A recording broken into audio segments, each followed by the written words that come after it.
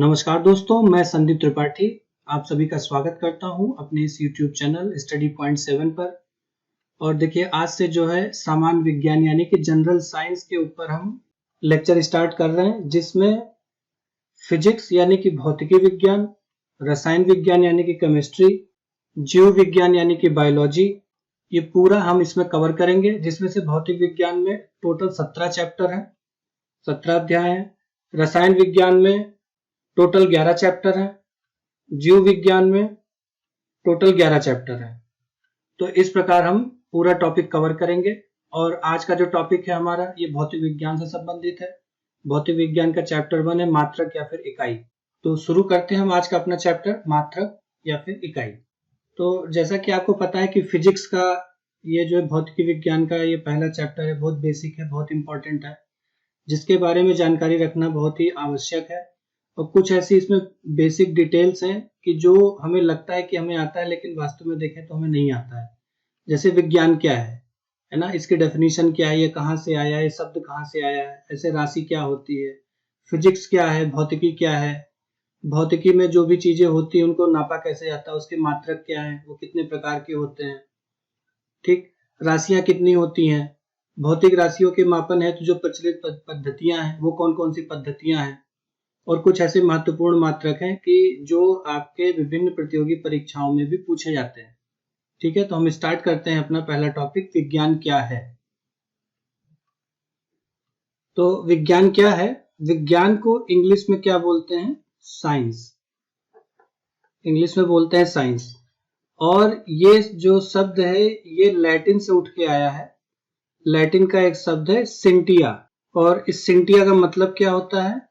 Cynthia का मतलब होता है ज्ञान या फिर जानना।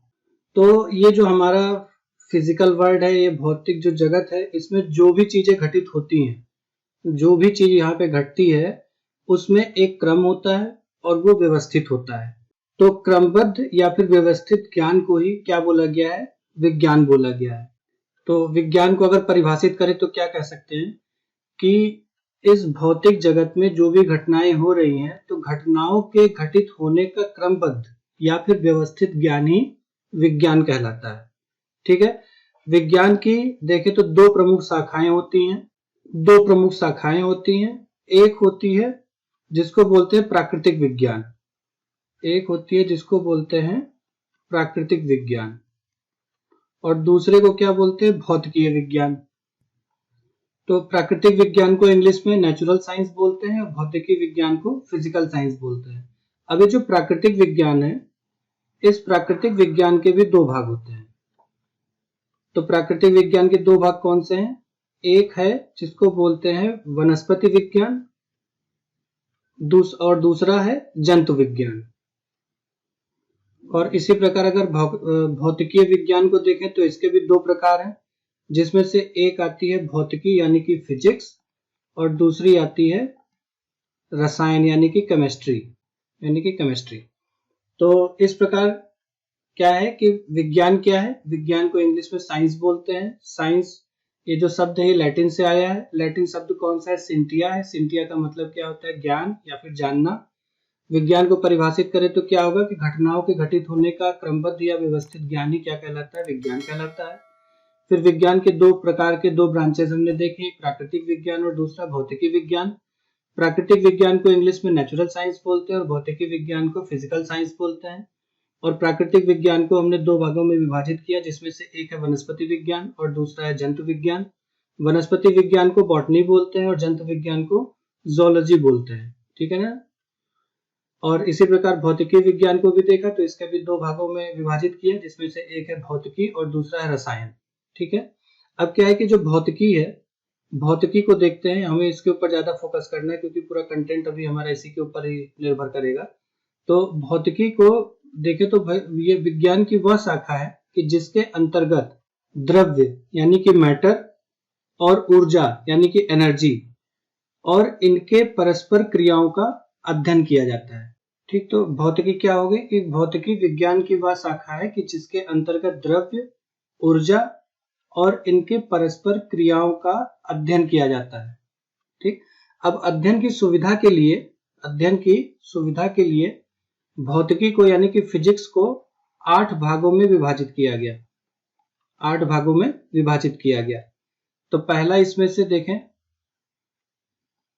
पहला है यांत्रिकी यानी कि मैकेनिक्स, दूसरा है ध्वनि यानी कि साउंड, तीसरा है ऊष्मा यानी कि हीट, चौथा है प्रकाश यानी कि लाइट, पांचवा है विद्युत यानी कि इलेक्ट्रिसिटी, छठा है चुंबकत्व यानी कि मैग्नेटिज्म, सातवां है आधुनिक एवं परमाणु भौतिकी यानी कि मॉडर्न एंड एटॉमिक फिजिक्स, और आखिरी 8वां भाग इलेक्ट्रॉनिक्स। तो इस प्रकार फिजिक्स को, भौतिकी को समझने के लिए हमें इन 8 भागों को समझना पड़ेगा।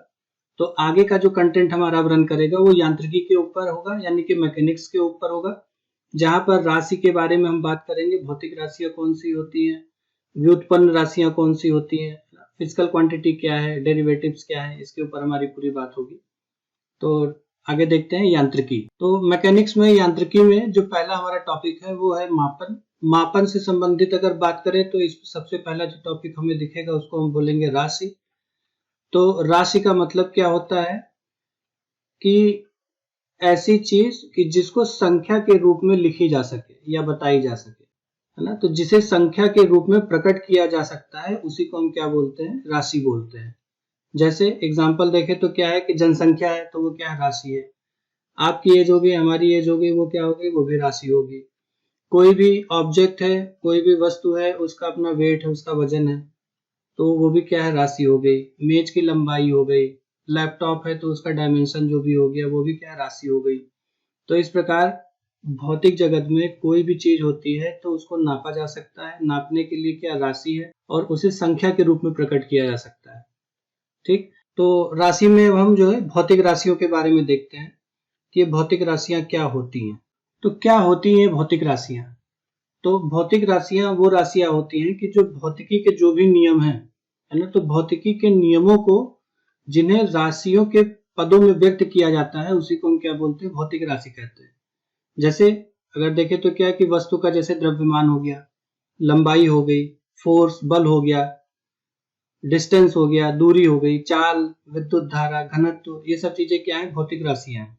तो इस प्रकार क्या है कि भौतिक राशियां भी 2 प्रकार की होती हैं। भौतिक राशियां भी 2 प्रकार की होती हैं, जिसमें से पहला प्रकार क्या है, सदिश राशि, और दूसरा क्या है, अदिश राशि।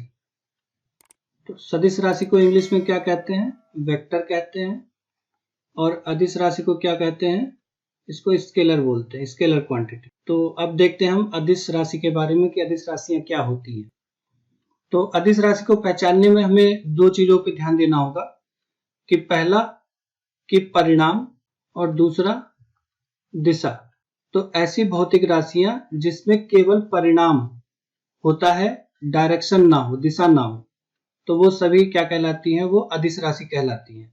जैसे एग्जाम्पल देखें तो क्या है कि द्रव्यमान हो गया, घनत्व हो गया, तापमान हो गया, कि जिन पर दिशा का कोई प्रभाव नहीं पड़ता है, विद्युत धारा हो गया, इत्यादि। ऐसे और भी बहुत सी अदिश राशियां हैं। ठीक, समय को कह सकते हैं, चाल है, आयतन है, कार्य है, ऐसी बहुत सी अदिश राशियां हैं। अब देखते हैं सदिश राशि क्या होती है। ठीक, तो सदिश राशि में भी देखेंगे तो परिणाम और दिशा के ऊपर ही बात करेंगे। तो ऐसी भौतिक राशियां कि जिसमें परिणाम और दिशा दोनों ही आवश्यक हो, और साथ में एक और इसमें बात जुड़ जाती है, उसको हम क्या कहते हैं कि योग के निश्चित नियमों के अनुसार ये जोड़े जा सके। योग के निश्चित नियमों के अनुसार ये जोड़े जा सके, इन्हीं को क्या कहते हैं, सदिश राशि कही जाती है। सदिश राशियों का अगर उदाहरण देखें तो जैसे वेग हो गया, विस्थापन हो गया, बल हो गया, रेखीय संवेग हो गया, कोणीय विस्थापन हो गया, कोणीय वेग हो गया, त्वरण हो गया, बल आघूर्ण हो गया, चुंबकीय क्षेत्र प्रेरण हो गया, चुंबकीय क्षेत्र तीव्रता, चुंबकन तीव्रता, चुंबकीय आघूर्ण, विद्युत तीव्रता, विद्युत धारा घनत्व, विद्युत ध्रुव आघूर्ण, है ना। तो ऐसे बहुत सी चीजें देखेंगे, ताप प्रवणता, दाब प्रवणता, चाल प्रवणता, है ना। तो ये सारी चीजें क्या होंगी, ये सदिश राशि होंगी, क्योंकि इसमें दिशा बहुत ही अनिवार्य है। अगर दिशा नहीं है तो वो अदिश राशि हो जाएगी, और दिशा, परिणाम और उनके योग ये सदिश के अंतर्गत आएंगे। ठीक है, नेक्स्ट देखते हैं हम अब यूनिट ऑफ मेजरमेंट, यानी कि माप के मात्रक या फिर इकाइयां। तो इस टॉपिक में जैसे देखें तो मात्रक किसे कहते हैं, यूनिट किसे कहते हैं। तो यूनिट किसे कहते हैं, किसी भी राशि के मापन के निर्देश मानक को ही मात्रक कहते हैं। मतलब क्या है कि किसी भी राशि के माप करने के लिए उसी राशि के एक निश्चित परिणाम को स्टैंडर्ड मान लिया जाता है ना, मानक मान लिया जाता है और उसे कोई नाम दे दिया जाता है।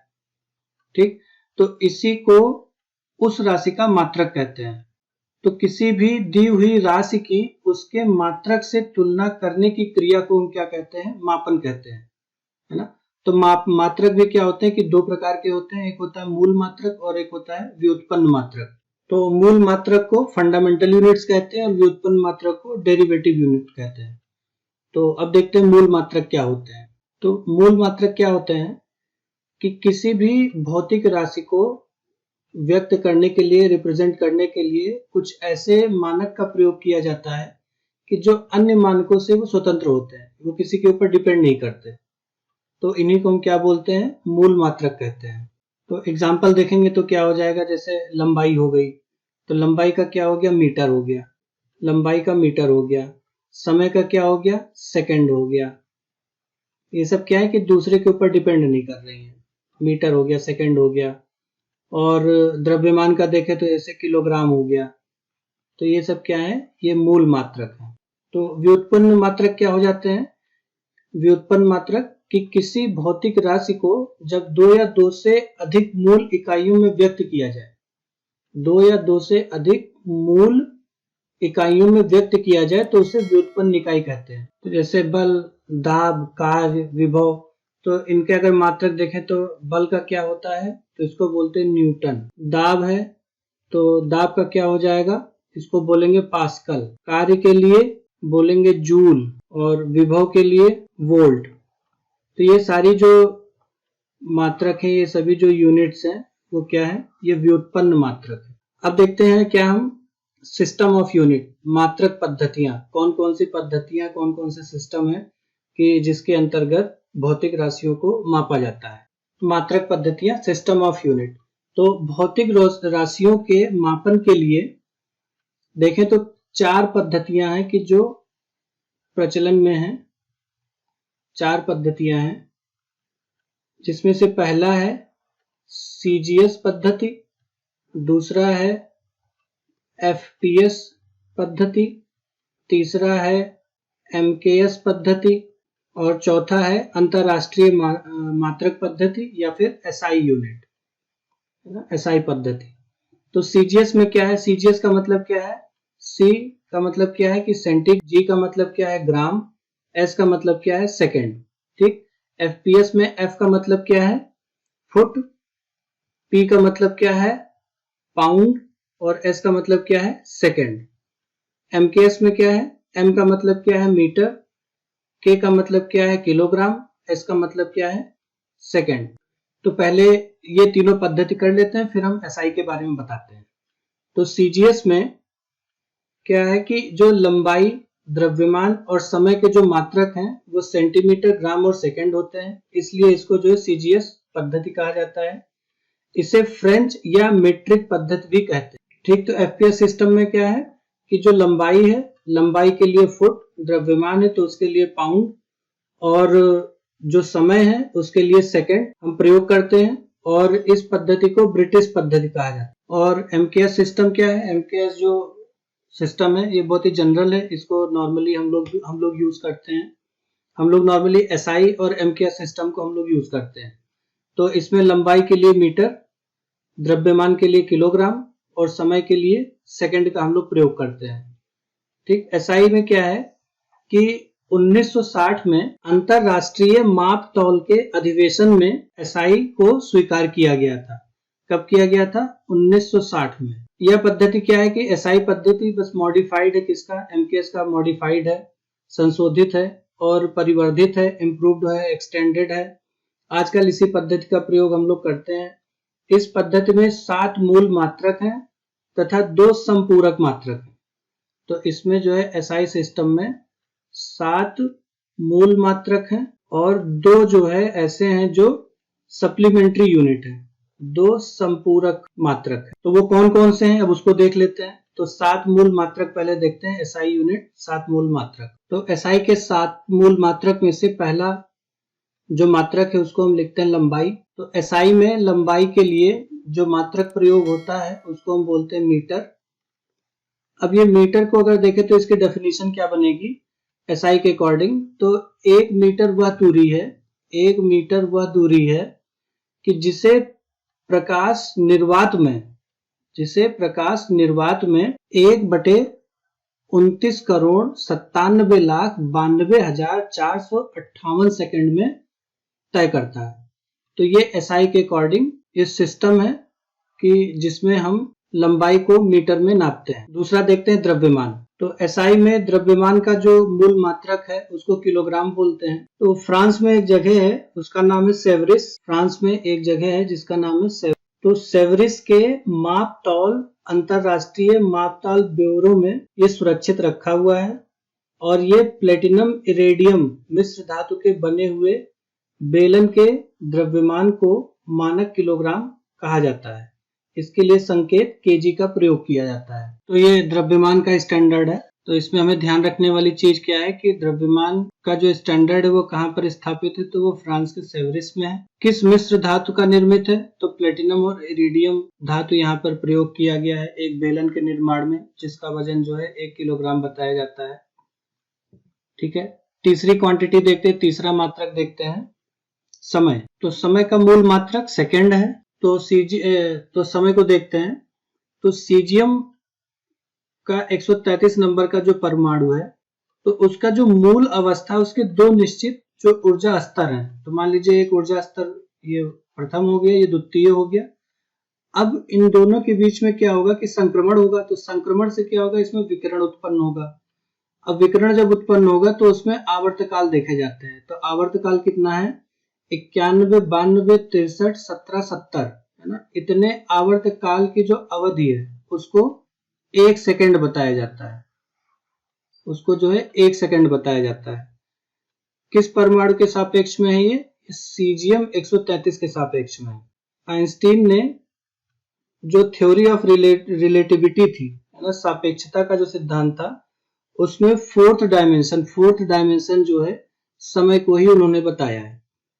ठीक है, चौथा देखते हैं एसआई यूनिट विद्युत धारा से संबंधित है। तो एसआई सिस्टम में विद्युत धारा की जो यूनिट है उसको हम क्या बोलते हैं, एम्पियर बोलते हैं। तो इसको समझते हैं कि एसआई सिस्टम में कहाँ से इसको कैसे नापा जाता है। तो मान लीजिए जो बॉक्स है, इस बॉक्स को हमने कर दिया निर्वात और इसमें 2 तार हमने रखे और दोनों तार क्या है कि दोनों की लंबाई ज्यादा है और वो पतले हैं और इन दोनों तारों के बीच में 1 मीटर का अंतर है और दोनों एक दूसरे के क्या है, पैरेलल है। अब क्या इसमें बताया जा रहा है कि अगर इन दोनों में विद्युत धारा प्रवाहित की जाए, इन दोनों तारों में अगर विद्युत धारा प्रवाहित की जाए तो अगर इनके बीच में 2 × 10⁻⁻⁷ न्यूटन का अगर बल लगने लगे तो उसे विद्युत धारा के उस परिणाम को 1 एम्पियर कहा जाता है। 1 एम्पियर कहा जाता है और इसको ए से डिनोट किया जाता है। ठीक है, नेक्स्ट देखते हैं यूनिट ताप के बारे में। तो ताप का मूल मात्रक क्या है, उसको बोलते हैं केल्विन। तो ये क्या होता है, केल्विन क्या होता है कि जल के ट्रिपल पॉइंट यानी कि त्रिक बिंदु, जल के त्रिक बिंदु के ऊष्मा गतिक ताप के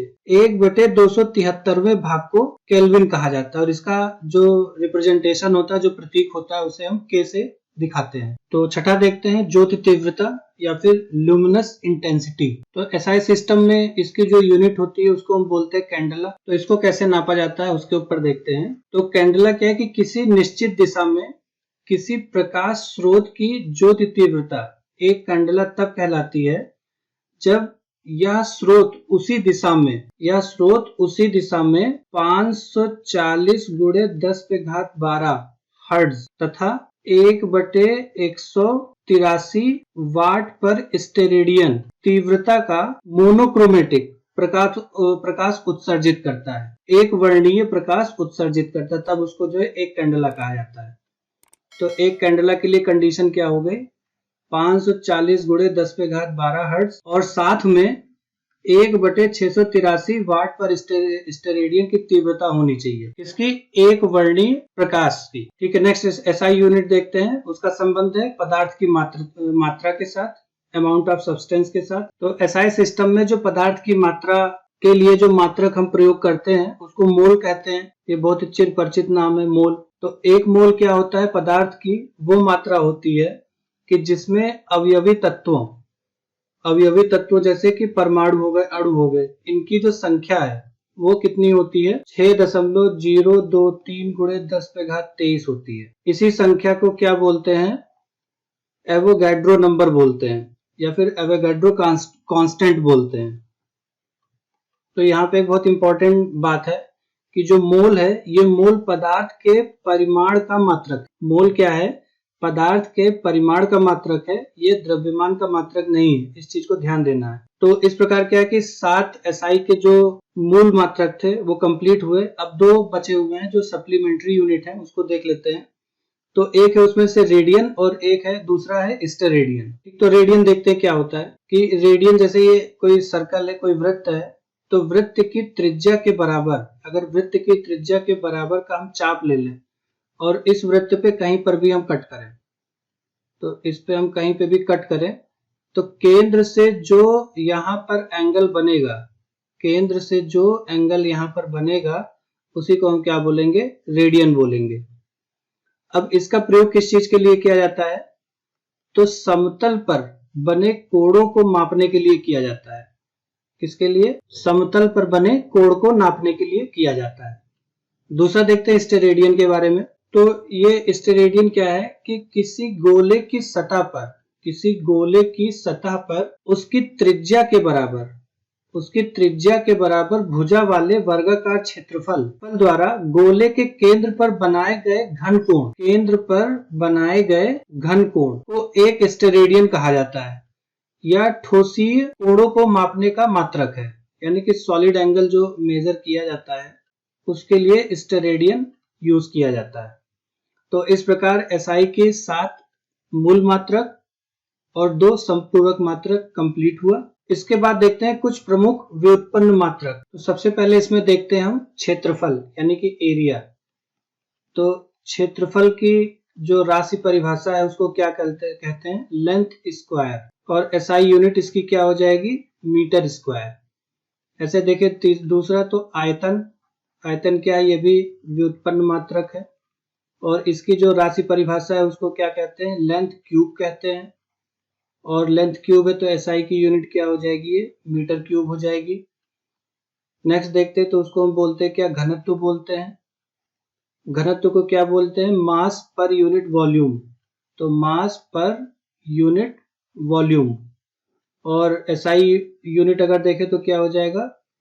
केजी पर मीटर क्यूब, या फिर इसको लिख सकते हैं केजी मीटर की पावर -3। ठीक, नेक्स्ट देखते हैं चाल है।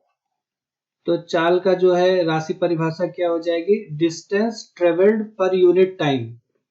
तो distance travelled per unit time, तो पर यूनिट टाइम है तो डिस्टेंस हो जाएगा मीटर में और टाइम हो जाएगा पर सेकंड। तो मीटर पर सेकंड इसका क्या होगा? एसआई यूनिट होगा। वेग का देखते हैं। वेग को क्या कहते हैं? कि डिस्प्लेसमेंट पर यूनिट टाइम, है ना। तो चाल और वेग में अब यहाँ पर बात ये आती है कि कौन सी सदिश राशि है और कौन सी अदिश राशि है। तो आप ये कमेंट करके हमें बताइए कि इन दोनों में से कौन सी सदिश राशि और कौन सी अदिश राशि है। तो इसका भी क्या हो जाएगा? d/t हो जाएगा। d/t के अकॉर्डिंग क्या होगा? इसकी भी यूनिट क्या होगी? मीटर पर सेकंड होगी। नेक्स्ट देखते हैं त्वरण। त्वरण को क्या बोलते हैं? एक्सीलरेशन बोलते हैं। तो क्या हो जाएगा? चेंज इन वेलोसिटी, यानी कि dv, चेंज इन वेलोसिटी पर यूनिट टाइम। तो dv/dt। तो चेंज इन वेलोसिटी पर यूनिट टाइम, तो इसके अकॉर्डिंग क्या हो जाएगा? मीटर पर सेकंड स्क्वायर हो जाएगा। ठीक है, तो ये एसआई मात्रक इसका हो जाएगा। त्वरण के बाद में बल का देखते हैं। तो बल को क्या कहेंगे? मास इंटू एक्सीलरेशन, तो m इंटू ए। तो मास इंटू एक्सीलरेशन, तो मास का केजी और एक्सीलरेशन तो अभी हमने देखा तो इसको क्या बोलेंगे, मीटर पर सेकंड स्क्वायर, तो केजी मीटर पर सेकंड स्क्वायर इसका हो जाएगा। और केजी मीटर पर सेकंड स्क्वायर को और क्या हम लिख सकते हैं, न्यूटन लिख सकते हैं, तो ये न्यूटन हो जाएगा। दूसरा देखते हैं संवेग। संवेग को इंग्लिश में क्या कहते हैं, मोमेंटम कहते हैं। संवेग को इंग्लिश में क्या कहते हैं, मोमेंटम कहते हैं। तो क्या होगा ये, मास इनटू वेलोसिटी, तो एमवी हो जाएगा। तो मास क्या है, तो मास को केजी से रिप्रेजेंट करते हैं, और वेलोसिटी है ना, वेलोसिटी को अभी हमने देखा था किससे करते हैं, तो मीटर पर सेकंड से करते हैं। ठीक, इसके बाद देखते हैं आवेग। आवेग को इंग्लिश में क्या कहते हैं, इंपल्स कहते हैं। तो इंपल्स के लिए फॉर्मूला क्या होता है कि फोर्स इनटू टाइम ट्रेवल, तो एफ हो जाएगा। टाइम ट्रेवल कितना किया, तो फोर्स के लिए अभी हमने देखा था क्या निकल के आया था, न्यूटन आया था, तो यहाँ पे न्यूटन लिखेंगे। और टाइम के लिए क्या हो जाएगा, सेकंड हो जाएगा। तो न्यूटन सेकंड किस चीज का हो जाएगा, एसआई यूनिट हो जाएगी, ये आवेग के लिए हो जाएगी। इसके बाद दाब का देखते हैं। तो दाब को इंग्लिश में क्या कहते हैं, प्रेशर कहते हैं। और इसको देखेंगे तो क्या इसका फॉर्मूला डेवलप हुआ, तो फोर्स पर यूनिट एरिया, तो F/A। तो फोर्स के लिए हमने देखा था अभी, तो क्या कहते हैं उसको, न्यूटन। और एरिया के लिए हो जाएगा मीटर स्क्वायर, तो न्यूटन पर मीटर स्क्वायर है ना, ये हो जाएगा दाब के लिए। और न्यूटन पर मीटर स्क्वायर को ही क्या कहते हैं, पास्कल कहते हैं। तो पीए से इसको रिप्रेजेंट करेंगे। तो एसआई में इसको दाब की जो यूनिट होगी वो पास्कल होगी। फिर कार्य या फिर ऊर्जा की अगर हम बात करें, वर्क और फोर्स इनटू डिस्टेंस एनर्जी, तो वर्क या फिर फोर्स इनटू डिस्टेंस एनर्जी। तो फॉर्मूला इसके अकॉर्डिंग क्या होगा, तो फोर्स है तो न्यूटन, और मल्टीप्लाई होगा किसके साथ, डिस्टेंस के साथ, तो ये हो जाएगा मीटर। तो न्यूटन इंटू मीटर, ये किस चीज का हो जाएगा, इसको हम बोलेंगे क्या, जूल। तो न्यूटन इंटू मीटर को हम क्या बोलते हैं, जूल बोलते हैं। तो एसआई में कार्य या ऊर्जा का जो मात्रक होगा वो जूल हो जाएगा। नेक्स्ट देखते हैं उसको हम क्या बोलते हैं, शक्ति, पावर। तो पावर क्या कहते हैं, इसको बोलते हैं work done divided by time taken, कितना समय लगा कार्य को करने में, तो उसी को हम क्या बोलते हैं, पावर कहते हैं। तो वर्क डन यानी कि जूल, टाइम की बात की जाए तो सेकंड, तो जूल पर सेकंड, तो इसको क्या बोलते हैं, एसआई में वाट बोलते हैं। ठीक, तो नेक्स्ट टॉपिक देखते हैं कि जब 10 की पावर में कोई चीज होती है तो उसको किस नाम से बुलाते हैं और उसका क्या प्रतीक होता है, ये जानना जरूरी है। कई बार ऐसे क्वेश्चन पूछ लिए जाते हैं, तो इसको देख लेते हैं। तो मान लीजिए अगर 10 की पावर 18 लिखा हुआ है, तो इसको हम क्या बुलाते हैं, एक्सा के नाम से बुलाते हैं। और प्रतीक क्या होगा इसका, ई होगा। अगर 10 पे घात 15 है तो इसको क्या बोलेंगे, पेटा बोलेंगे। और रिप्रेजेंट किससे करेंगे, पी से करेंगे। अगर 10 पे घात 12 है तो उसको क्या बोलेंगे, टेरा बोलेंगे। और रिप्रेजेंट किससे करेंगे, टी से करेंगे। और अगर 10 पे घात 9 है तो इसको क्या बोलेंगे, गीगा बोलेंगे। और रिप्रेजेंट करेंगे इसको जी से करेंगे। और 10 पे घात अगर 6 है तो इसको क्या बोलेंगे, तो मेगा बोला जाएगा। और इसको एम से डिनोट किया जाएगा, रिप्रेजेंट किया जाएगा। और अगर 10 पे घात 3 है तो इसको क्या बोलेंगे, तो किलो बोलेंगे। और रिप्रेजेंट किससे करेंगे, स्मॉल के से करेंगे। और 10 पे घात अगर 2 है तो इसको क्या बोलेंगे, तो इसको हेक्टो बोलेंगे। और रिप्रेजेंट किससे करेंगे, स्मॉल एच से करेंगे। और 10 की पावर अगर 1 है तो इसको क्या बोलेंगे, तो डेका बोला जाएगा, डेका बोला जाएगा। और इसको डीए से डिनोट किया जाएगा। तो ये अभी 10 की जो पावर थी सारी प्लस में थी। अब देख लेते हैं अगर 10 की पावर माइनस में है तो उसको क्या बोलेंगे। तो अगर 10 की पावर -1 है तो इसको क्या बोलेंगे, डेसी बोलेंगे। और रिप्रेजेंट किससे करेंगे, स्मॉल डी से करेंगे। और 10 की पावर अगर -2 है तो इसको क्या बोलेंगे, सेंटी बोलेंगे। और इसको स्मॉल सी से रिप्रेजेंट करेंगे। और 10 की पावर अगर -3 है तो इसको मिली बोलेंगे, मिली बोलेंगे। और रिप्रेजेंट स्मॉल एम से करेंगे। 10 की पावर अगर -6 है तो इसको बोलेंगे माइक्रो, इसको बोलेंगे माइक्रो। और किससे रिप्रेजेंट करेंगे, म्यू से रिप्रेजेंट करेंगे। और 10 की पावर अगर -9 है तो इसको बोलेंगे नैनो, और रिप्रेजेंट किससे करेंगे, n से करेंगे। और 10 की पावर अगर -12 है तो इसको बोलेंगे पिको, इसको बोलेंगे पिको, और किससे रिप्रेजेंट करेंगे, p से करेंगे। और 10 की पावर अगर -15 है तो इसको फेम्टो या फिर फर्मी बोलेंगे, और रिप्रेजेंट किससे करेंगे, स्मॉल f से करेंगे। और 10 की पावर अगर -18 है तो इसको बोलेंगे एटो, और रिप्रेजेंट किससे करेंगे, स्मॉल a से करेंगे। तो ये था 10 के घात के ऊपर की पूरी कहानी। इसके बाद देखते हैं क्या कुछ महत्वपूर्ण मात्रक हैं, जैसे खगोलीय इकाई है, प्रकाश वर्ष है, पारसेक है, ये क्या चीजें होती है इसके बारे में एक बार देख लेते हैं। तो ये महत्वपूर्ण मात्रक जैसे खगोलीय इकाई हो गए, प्रकाश वर्ष हो गए या फिर पारसेक हो गया, इनको अलग क्यों रखा गया है, क्योंकि जब अत्यधिक लंबाई नापी जाती है तो ये जो नॉर्मल जो मात्रक हमारे होते हैं काम नहीं कर पाते हैं, तो इसके लिए अलग से यूनिट्स बनाई गई हैं। जैसे खगोलीय इकाई है तो इसको क्या बोलते हैं, एस्ट्रोनॉमिकल यूनिट, AU, ये दूरी नापने का मात्रक है। और सूर्य और पृथ्वी के बीच की जो दूरी है वो खगोलीय इकाई कहलाती है। तो 1 AU equals to 1.495 into 10⁻11 metre. ठीक है, नेक्स्ट देखते हैं इसके बाद में प्रकाश वर्ष।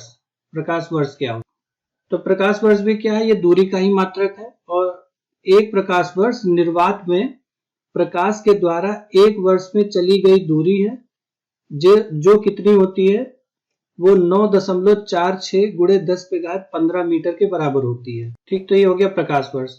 अब इसके बाद देखते हैं पारसेक।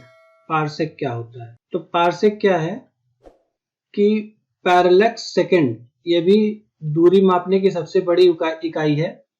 तो एक पारसेक कितने दूरी के बराबर होगा, वो 3.08 गुणे 10⁻16 मीटर के बराबर होगा। ठीक है, तो ये महत्वपूर्ण ये मात्रक थे। खगोलीय इकाई हो गया, प्रकाश वर्ष हो गया और पारसेक हो गया। इसके बाद का जो टॉपिक आता है उसको बोलते हैं विमाएं। विमाएं क्या होती हैं कि सांकेतिक रूप में जब मात्रक को रिप्रेजेंट किया जाता है तो उसी को हम विमाएं कहते हैं। जैसे एग्जाम्पल के तौर पे, ठीक, तो विमाएं मूल राशियों का सांकेतिक लेखनी क्या होता है, वो विमाएं कहलाती है। जैसे एग्जाम्पल देखें, जैसे क्षेत्रफल है, क्या होगा, लंबाई गुणे चौड़ाई। अगर हम आयताकार क्षेत्र के अगर क्षेत्रफल की बात करें तो लंबाई गुणे चौड़ाई, तो लंबाई को L से, यानी कि लंबाई के लिए जो है L, और चौड़ाई भी क्या है, लंबाई की मात्रा है, तो L इंटू L हो जाएगा। तो ये कितना हो जाएगा, L⁻² हो जाएगा। अब जैसे आयतन की अगर हम बात करें तो आयतन के लिए क्या हो जाएगा, लंबाई गुणे चौड़ाई गुणे ऊंचाई, तो उसके अकॉर्डिंग क्या होगा, ये तीनों L से रिप्रेजेंट होंगे, तो L⁻³ हो जाएगा। तो विमाएं निकालना सबसे आसान टॉपिक है। अगर आपको फार्मूला पता है तो बहुत ही आसानी से निकाला जा सकता है। तो इस प्रकार क्या है, भौतिक विज्ञान का जो पहला चैप्टर था मात्रक इकाइयां, वो कंप्लीट हो गया है। इसके बाद जो दूसरा चैप्टर आएगा वो गति के ऊपर होगा। गति के ऊपर पूरा डिटेल डिस्कशन हम लोग करेंगे। और ज्योग्राफी के लिए प्लेलिस्ट क्रिएट कर दी गई है, उसके भी टॉपिक साथ के साथ चल रहे हैं। अगर वो आपने नहीं देखा है तो उसको भी देख लें। हिस्ट्री के प्रीवियस ईयर जितने भी संघ लोक सेवा आयोग या लोक सेवा आयोग या फिर RO कहीं पे भी अगर क्वेश्चन आया है तो 1990 से लेकर के 2020 तक का पूरा टॉपिक वाइज कलेक्शन आपको एक प्लेलिस्ट में देखने को मिल जाएगा। तो नेक्स्ट वीडियो आने तक खुश रहिए, मस्त रहिए, पढ़ते रहिए स्टडी पॉइंट 7 के साथ। मिलते हैं अपने नेक्स्ट टॉपिक में। धन्यवाद।